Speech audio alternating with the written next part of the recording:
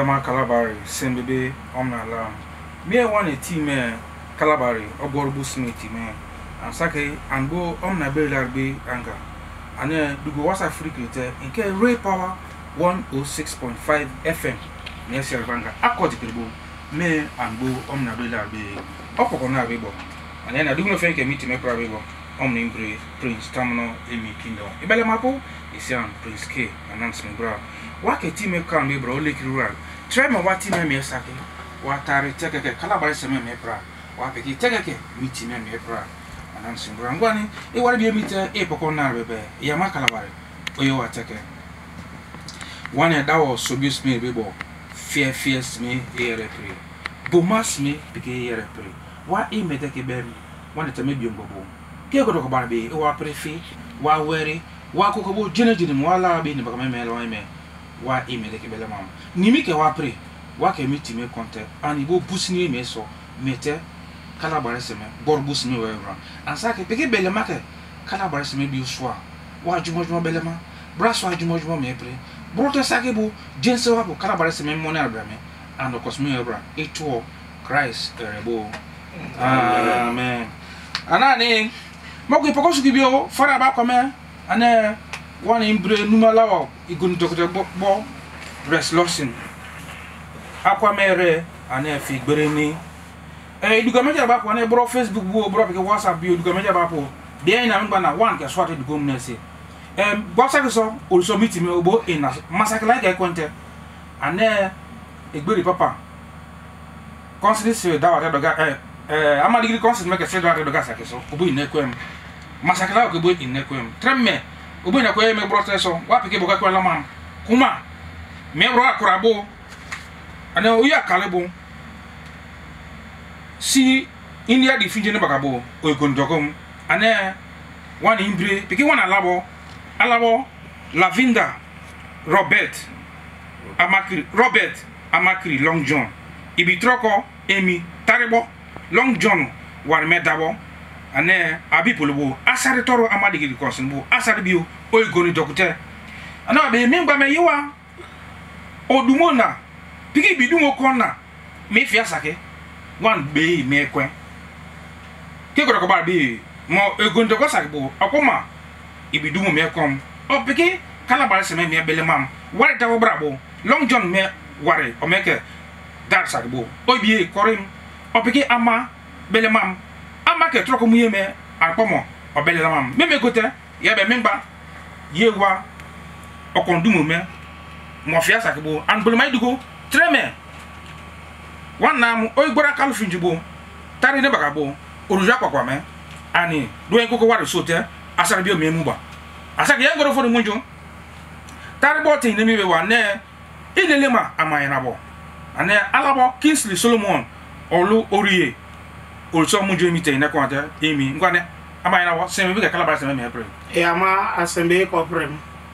anani my grandmother ine mi bebo my grandmother ine wana ikulu le bribo Long John Orlando akroma oribe ane one imbre Lavinda be o imbre also munjo mi ngwane ikulu le bribo sembe bi ka kala barase me apre e ama asembe ko prem announce mi bra ngwane amayo yebe mi atarigbola in there one alaobe Lavinda we mo fia sakebo okondumo aniana inde ye nuna o osmibra tremo ikun dokosa ke memela emela mamu ama kalabare na mamebo wana laobe wana daobe wana imbrebe osun kalabare se belema lao o smanga gogo ne bele siake mi so te kalabare na wesi eduker mi ebe kuma ala Lavinda ne omne woso to omna ne me dukote ke sakiso anga ya lawo mi na lawo Emmanuel sagbe the second oriane sagbe ware me be ngadame be mankramabo te am no gono legite be yi yeri no na ilele ma o ilele na la o pe kalaba na sala o wala lavenda le critère o na yemiete yararo na gboro yanga bo so tamno tekem an yo mete wa mutamno teke yo me emeno kebo swedawo mi esoma o ibidumo anetie o sakete be memo yer be o yer o fiki be mo ya bebe o fiki ya ogbo epeleki tute duke perwada to yewa imudiki komo ya o kosmetomba ha anjumebo tamno warime me bara te an be diri pakri yana yara ne diri keteke igbigi warime me prere olan ke so da dukno fen angame prebra bo rerim wan menji gregre mate an tamno warime diri pakri me nyanam aneme ka grapre kuma ino trokobo wane dao da makri worito iwo so dreso bia ane ala lavenda be osime bara o kalabari bo sore ruije atam not taken that before summer maybe oriso generator am fori ndo pa kele simeba o cosmete bo ane kalaba na mamebo sore be imeta moko arem nke weto di wa brame diri bi around the gesa ke arem nesi imbem opusin begita one imbre iglo ebrebo Long John Orlando akruma agbola wata doka bia na moko opu sin begita brabebo ndi amone omne one bi emiapo ani ko omna be mbo sima labra treme opiki ipiki oko di wa bra medugo ke kalabari sama me pre Yama Calabar. Bomata emede ke kini atam no bem. Ani obele brabo. Oromie ye miete ye ko gbula abo fori. Fiafia di me bebra. Na se kini ana bobe ora to ma oibisake en nation ker toko bari tonkluwa siaima obibia anemu en akbeleki tembo otroko siapu meso ana bari otonkri meso abiapu meso aneresi wamne kini ana wo bu mini yana puma te ko fi afa diri me bu mini yana puma ni mi wura mnese wam na dabo mene eda alabo Prince Lavenda Robert Amakri Long John JP oyuwaru wa dawube tamno amangrabo oremi te tamno gel na biobela trame wani wure to mo igon doctor bebe meme brabo wa yete oju apapa me mukri soba moko wana dawo wana ibre wana tubo wana wa da obe kini ana ekrobo wani oro wa mana oramnapu na wa bimbra abo bi ko gbosu ate tamno yo ke wa prebra abo wa ora miaima ane odiu wa be brame wa dimbra abo boy bi fiebo ani me troko mue bono sake bo ane je wiki bo wa oroju agba me pakambuba gben koko war mebio teke odano ingina amongo no muba kuma wamne furo me bon ma te teme na brabo imieteki wamna ibre bem ane empagabuare Long John MAG tamno okrok operate beke furo me bio osan paga mote obumate osete mengbabu oda oimbre tonkris sebo ania tonkri torbo sekro operator obi ogbabo mengbabo mi opri ni bie ogon doctor bramebu orujo apaka me kribio so ba bebra odembrabo na oyola brabo and mia so yama adgota kom na prem na so do ndi me deyemi anepeki ebioku yeke kalaba eseme tolma ba ani miesmo pu alawo kalaba ese belama labo kalaba ese mia ike troko mu edbebo fe urete kalaba ese mengba alapu ismanga goge mbemi mboba onimi apu oina politics yapu Lagos bu awolowo na yapu iningba MPM bu yapu ekpankpange po tonkri semebu iningba bemi mboba te numakume koproba te peke wani fromen asote uruja kwa meke kribi osuba tamna alabo Bishop Kaladogbo so why me doko bem ane oriso ibima wamni fromen asote erimnese odwendi me ani dembra bobrom yama ai me doko bem nani fromen rabu nani moke wari sobo te wana poko na bebe me wana team Kalabari Ogborubu Smith me and Saki Dugo was a free critter in Ray Power 106.5 FM Messian Bangabo Akotikribo me and Bo Omnabela be Yerito Opokona Bibo Omnibre Prince Tamno Amy Kingdom and Saki Ming back when be man what to go be an air one labo what begin one what double alabo yeah oh my Papa Kalekoru and you rather tomato one you are missing being okay. Ibola te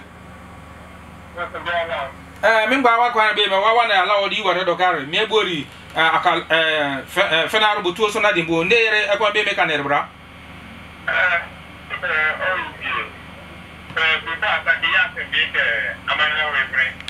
amana se be ke bra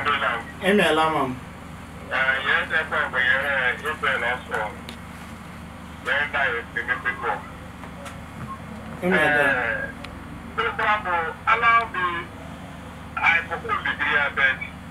politics movement there. I'm the fellow for book I am also allow me all the world. Nani, some more to go to you, you allow. And then, Olympia, or Pikia, or Seyapo, or Sanga, and not several and then your mother president. I think it's a our men are found in a pen. We've been medical back to I hear you go and you can do it. And I begin that guy and he came there in a book with me. In the there, he went from my level and he came there in a book with me. He came through. That's the day now the two men. So, that was up again. I was said there, my brother went for a family and I was said there, and then in your Calabar Brewer. Email ma'am. And before I'm through my it's down. Now people to talk and then she would get to that. If your name was one let me do Gamago, and then Ogrodugum, an engineer, equally below Long John Orlando Akruma, Ogrodugum Bem, down Omna Daobe, what a Daobe, Conray be doing. All the good and Obotama, all the good and what me Wosuma, Kekorokabar be, and he be and piki den ke Calabar se mebo me ko be me de kan bra na labo ai me da ke bem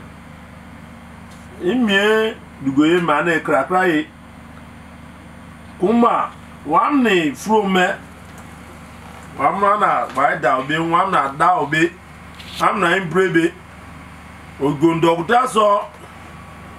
wamna bi okpowre mnese osmanga go temes manga goge oriso rarba mnese okorwe ibi ko na me femebo Calabar se me ketroko and biamia ketroko mweri Baptist Church Bangas manga gogo odokuma in a savum tamnerebo te and biamia ketroko mu Calabar me soni wure mene me na abi ikpangeme ini wure mese Prince Robert Amakri Lonjo dumo wesa go odoko da bi amia imana Polomena me ake troko ma ani dumo me bo pika labo wamna dabo igondogdebo Prince Lavender Long John boso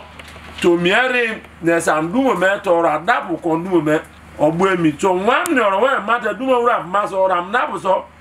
wa mini wura mese midwo me peke wana agbuemi te wa peki me ma mbate Calabar semena to Chris semena erba mnese midwo me o me fromabio ane anismal o me lama anani moko wala so bote wana pakona bebe sakame late ngwane yere so indike ti mere bra mingba kwembe me indika nere bra ke ko bar bi moko me igun dogote wadi wore doga be bowe o din bele mabo asa Calabar seme wa bi din me bi lama din wa bi ba sakama ba Calabar seme go din paka meme go de idugo yin ora bebe ine de wana simba e ke wana simba banga ne 0803 886336 aba bigi se simba ama be wana funguluma nine funguluma 3 nine sonio 3 sonio wana se de kimbe bo ane 0803 886336 wana sinte wana kwe micrama yo take peki wana simba banga ne 0804 274 284 08084 what say me ba kwembe me indi kanebra ngwani one imbre alabo Emmanuel Sagbe ngwani here so what say da brabo inde me ba kwembe me eke so te Calabar seme an buye da wa be bra ya ma Calabar arasim yare kwa labo yare alawo Emmanuel Sagbe Eganibo. The chief Sagbe the second. My Sagbe la make my Calabar Nilmabo. So one alabo upu alabo Lavender Amakri Robert Long John. And the Calabar se bio protein to upu alao te peke ama me make troko sunrebo. Te ama Calabar se bulumoebo. Ukitia okay, do go do ko baro ketia yi we memba anokite ke gbori braso di mada London waringa ni sia ne a me Calabar se badan sie me pro sanke bote kini kien ye yobo pakayete ja osia mapo bote wan Calabar man bi braka wa kema uri na ala siribo abo ala Calabar se couvrir sorte me makra late Calabar se couvrir journey te ya mai lil mama rebo abo Calabar se couvrir journey te makra late urane kini yo bo an ke koti krimenji bre koti menji weni te imusim ben simu Calabar ma ke go mna ke me anet mi osi pira ma apo ma ke moko voti krobo akati mebio tumnyana wanengere te piki ke wani nomari inima akati mebio krolan ora ana lawo Lavender me makati me krolan ora na me kromate Calabar me sin waken wani Calabar ma from this me sin waken te one special assignment me sin waken te moko wan so bu number be ana to me akati mebo Lavender be alawo Lavender bo na wore be experience ana me ampuri ingbeshi wake dia mo wanda akati me bo kura ku goge wake esi ni bim because o ke esi akuma me go sin wake me musi je je ke so wa pre wana number be me so wana so akati me bi opu ke be yana teke troko mu me orube na ni o ko na to mu orube nga goge ye fori so mete pakawa ono ke kala bare se no se bra we de be usi ama pu bo mu ke wa gbi abo sa so udila la vida me ke se wa pre bra kala be wa bi ye pakakuma tadi gra ke pakaba asake minala so asake so yo sande yeri be ingi o wa be warebo so bo ko ye me bra mere saka be ngba me wa bo kunu ma se de me ke kala bar ma preba smanga inimi bi ke ba no so me lonjo wari nge me ansi kala bar prem because mo ka ko yi tomato yi digi japo kala bar se me nimi be de bi so ke bra so atake kala bar me ke troko mbare ya be do sesmete ya ma kala bare o poki o be bibi ke poki akatime bio suma gogo nimi that on na bo ye na hie because oran yete sekro wa prete moko isin waken ke bokwa so pu bi number bebe nyamate ke be me wona ke be so ai ta katime bi so katime o pe krote bo me sa na ke yamada obe esisake that ya me wonu pala wala wala vinda be peke se kubre bio o peke kama me ke troko me bra me